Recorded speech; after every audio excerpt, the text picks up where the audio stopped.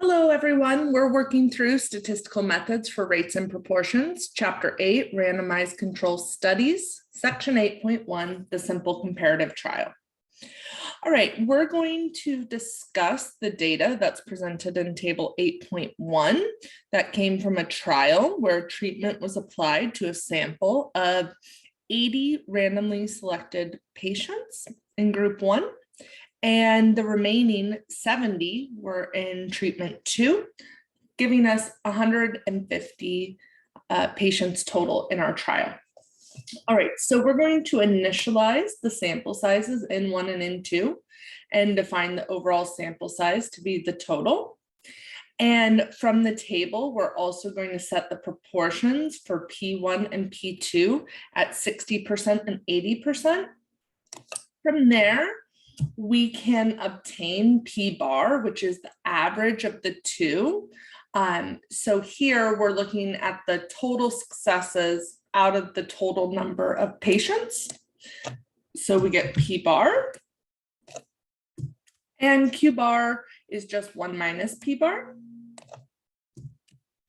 And similar to equation 8.1 in our book, we can obtain the test statistic by taking the difference of the proportions, subtracting off the continuity correction, and then dividing by the standard error.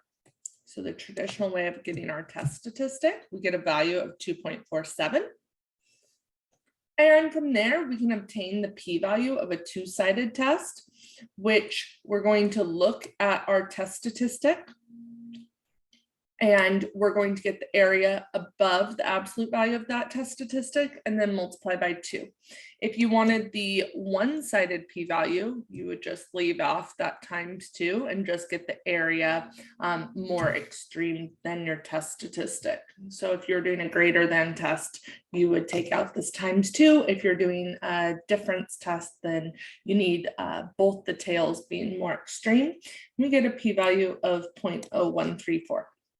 So in 8.2, we define the simple difference between the two improvement rates of the treatment to be the D, P2 minus P1. That's our simple difference.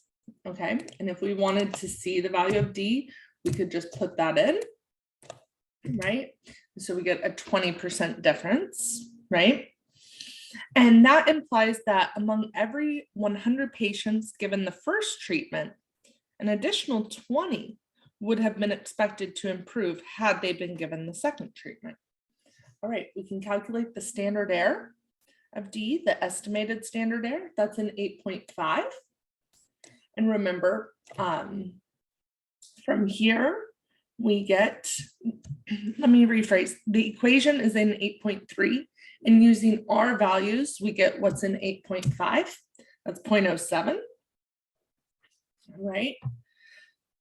From there, we can get a 95% confidence interval for the difference between the two underlying rates of improvement. And the way we do that is we set our alpha level to 0.05. We can get Z alpha over 2 as 1.96. Then our confidence interval for the lower bound is going to just be that simple difference minus the critical value times the standard error. And then the upper confidence interval will be the simple difference plus the critical value times the standard error. So we can get our 95% confidence interval. And that's between 0.06 and 0.34. You can verify that with 8.7 in the text. All right. So now in our book, we talk about the proportion improving in the population given the first treatment. Remember, that's P1. And then P2 is the proportion improving in the population given the second. Notice these are capital P's versus lowercase p's. Lowercase p's often will give you the actual value from the sample, whereas those uppercase values will give you the values from the population. All right.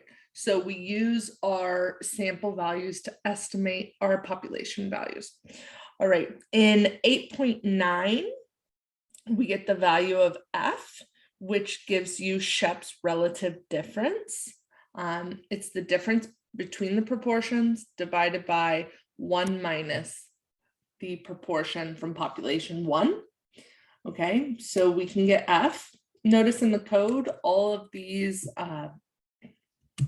lines that have a hashtag or a pound sign in front of them, those are just comments, so it's not being read into the code. All right, but if we want to estimate Shep's relative difference, we can plug in the estimates for P1 and P2 using lowercase p1 and p2. So the estimate of the relative difference is going to be based on our sample proportions, and we get 50%. All right. From here, we can also get the standard error of Shep's relative difference. Okay, so the estimate of that is going to be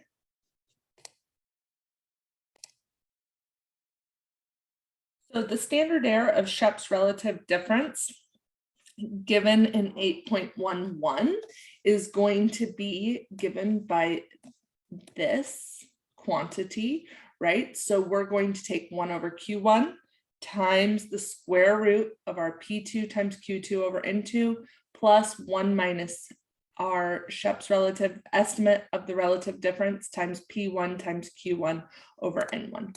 So we get our standard error based on the equation in 8.11. This is our estimate of the standard error, 0.1538. But remember, since the relative difference is a proportion and we want to guarantee that our confidence interval will lie between 0 and 1, we're not going to just take our relative difference plus or minus the critical value times the standard error, because when we do that to get the confidence interval, we might get values outside of 0 and 1. We don't want to do that. So instead, we're going to consider the natural log of 1 minus the relative difference. And what happens is when we build a confidence interval on based on this natural log, when we end up doing the back transformation, we will be guaranteed a value between 0 and 1. So this is why we're taking the extra effort to create a confidence interval that's guaranteed to be within the domain of the relative difference. So we don't get confidence intervals that give us weird values. So remember in R that the log is actually the natural log by definition. It's not log base 10. So when I put log, this is really natural log. So we get L and we calculate that. That's negative 0.69. All right. We get the standard error of this natural log of 1 minus the relative difference, right? So we estimate the standard error using 8.12. Okay. And now we can get the confidence interval for the lower bound of this function of the relative difference. So we're going to take L minus C alpha over 2 times the standard error of L. And then we're going to get the upper bound of the confidence interval for L. Okay, so this is not quite what we want at the end of the day, right? This is giving us a confidence interval for the natural log of 1 minus F. Okay. We're not quite where we want to be because at the end of the day, we want to get a confidence interval for the relative difference. We don't want the confidence interval for the natural log of 1 minus the relative difference. So what we're going to do is we're going to do a back transformation. We're going to exponentiate the confidence interval. We're going to subtract that from unity. So we're going to do 1 minus the exponentiated values.